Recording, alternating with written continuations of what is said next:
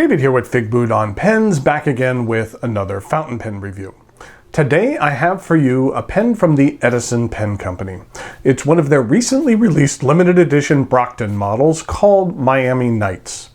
What I'm going to do today is go over the parts and features of the Edison Brockton Miami Nights, talk about what I care for and what I don't care for about it. I'll show some measurements, size comparisons, and provide a writing sample. Thanks go out to a viewer by the name of Kevin, who is out of Chesterbrook, Pennsylvania, which is just outside of Philadelphia, for providing this pen on loan for review. If you're not familiar with the Edison Pen Company, I've reviewed a couple of their pens in the past. They're a smaller manufacturer based out of Milan, Ohio, which was the boyhood home of Thomas Edison, who served as the inspiration behind the name of the company. The company was founded back in 2007 by Brian Gray. Brian began making pens as a hobby with little intentions of it becoming a business. Once he began sharing his work with the fountain pen community, people began to ask about purchasing his pens. Sales grew to the point where Brian was able to quit his day job. His wife Andrea joined the company and they hired on additional help as well. Brian was able to turn his hobby into a career. And shouldn't we all be that lucky? The pen arrives in this box with a little Edison logo here on the front. And inside we have a couple of different bookmarks. There is a paper one, and then there also is a cutout metal one, which is nice. I have a few of these metal Edison bookmarks, and this year I actually added one to our Christmas tree as an ornament, kind of a fountain pen themed ornament, which is nice. And then inside we have the pen. This is the Edison Brockton Miami Nights. The Brockton is a brand new model for Edison. When capped, it's one of the shorter pens Edison offers. It's available in two different versions right now. There is cream soda, which is appropriately cream colored with some black striping. And then there's this version here called Miami Nights with its black, blue, and pink swaths of color that do invoke memories of a 1980s Miami. This is one of those materials that will result in unique pens, meaning the striping is going to look different on each pen, but I do care for the colors. Let's start by taking a look at the end of the cap. The finial is flat. I do like the cross section of blue, black, and pink that you get here. While I like the material, I wish the transition between the finial and the cap matched up a little bit better.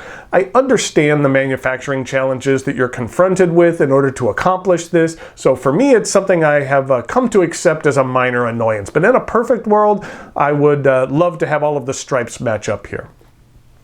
Below the finial there is the clip, which has a satin black oxide coating.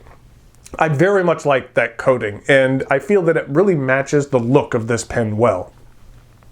The cap angles up, and then at the end tapers back down just a hair, where there is a very small step down to the barrel. The barrel is straight for about an inch before it tapers down to a flat end. On the barrel, it is engraved with the company name and the limited edition number of this pen. There are 150 of each of the Miami Nights and cream soda models. I like that it's a more subtle engraving. You have to look closely to even notice it's there. The cap unscrews. Now, this pen caps rather deeply. What I mean by that is that the cap threads are set a bit deep in the cap. Most of the time they're fairly close to the inside edge, and the opposing threads on the barrel are set ahead of the next step up to the remainder of the barrel. The result is a pen which appears to be smaller when capped, but then when uncapped, you find is not as small as originally thought. When you hold the cap up next to it, you can see that when capped, the nib is only a millimeter or two away from the end of the finial. So there needs to be some precision in regard to the manufacturing tolerances of this pen. Once you do get the cap off, you are presented with this very cool satin black oxide coated steel Jowo No. 6 nib. I feel going with a black nib on this pen was the right choice. With this color palette, a silver color nib would have looked out of place. I think that the contrast of the Edison Pen Company logo looks nice on it as well. This nib is available in extra fine, fine, medium, broad, and both 1.1 and 1.5 millimeter italics. And here is a look at the plastic feed.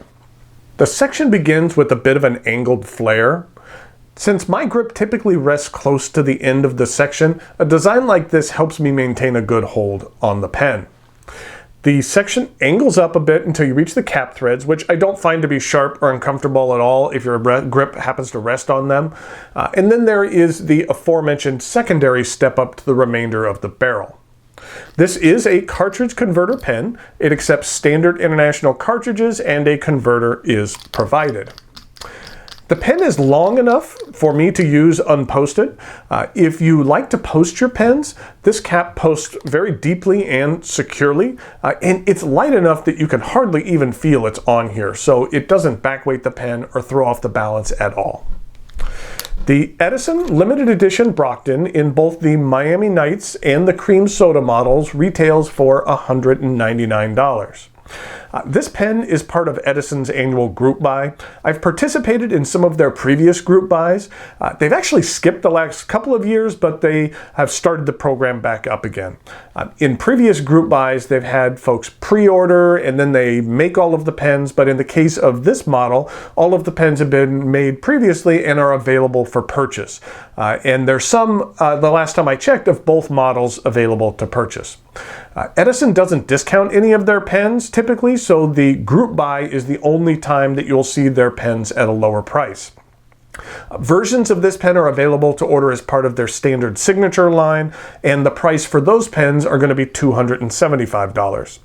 So being able to pick up one of these models for just under 30% off of the regular price is a pretty good deal. I like this model. I feel it's a good addition to the Edison lineup. I think it's a good size. I like the looks of the material, and as you see coming up here, it performs very well. Edison makes some great pens. I actually seriously considered picking up one of these for myself when they were released. We'll see. I still might. At this price, it's a very good value proposition. Very tempting. Thanks again. Go out to Kevin for providing this pen on loan for review. Now it is time for some measurements, size comparisons, and a writing sample.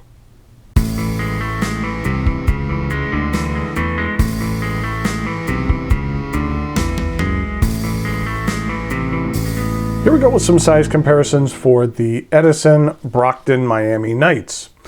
In regard to a few Sailor pens, here it is with a Sailor Pro Gear Slim, and then here it is with a standard Sailor Pro Gear, and then here it is with a Pro Gear King of Pen.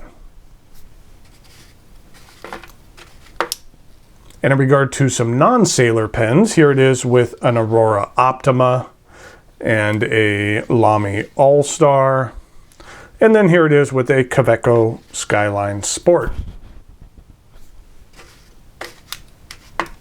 In regard to some uncapped comparisons,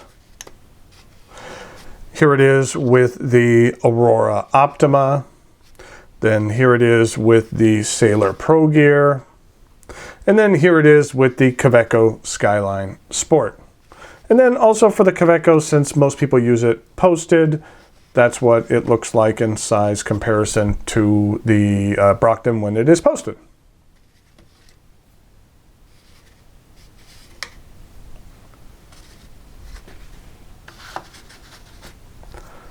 Here we go with the writing sample for the Edison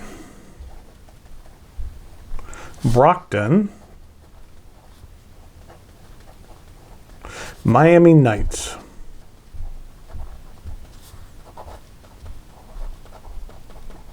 This is a medium steel nib. The Edison Brockton actually got its name based on one of Edison's very first power plants, which was located in Brockton, Massachusetts. And then in regard to an ink, what I'm using today is Diamine Midnight. This is what the ink looks like. There was a point in time when I was first getting started in this hobby that I was really into blue blacks for a while, and Diamine Midnight was one of my favorite. This is what it looks like in regard to the Diamine 1864 blue black, which you can see is considerably more black than blue. And then here it is with the Bungbox 4B, which is a little bit on the lighter blue side as opposed to a more saturated blue of the Diamine Midnight. This is what the Diamine bottles look like. This is the 30 milliliter bottle. They also come in larger bottles. In regard to the rest of the writing sample,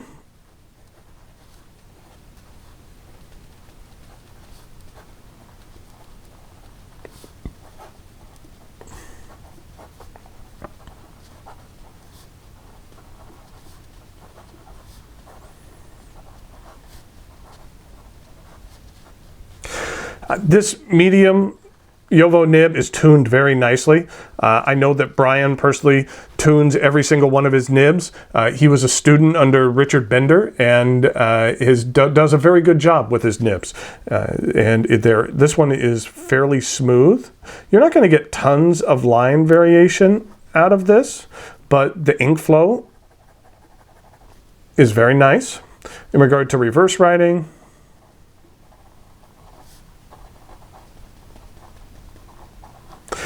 a little hit and miss when the reverse writing, but that's not a big deal. And in regard to some fast writing,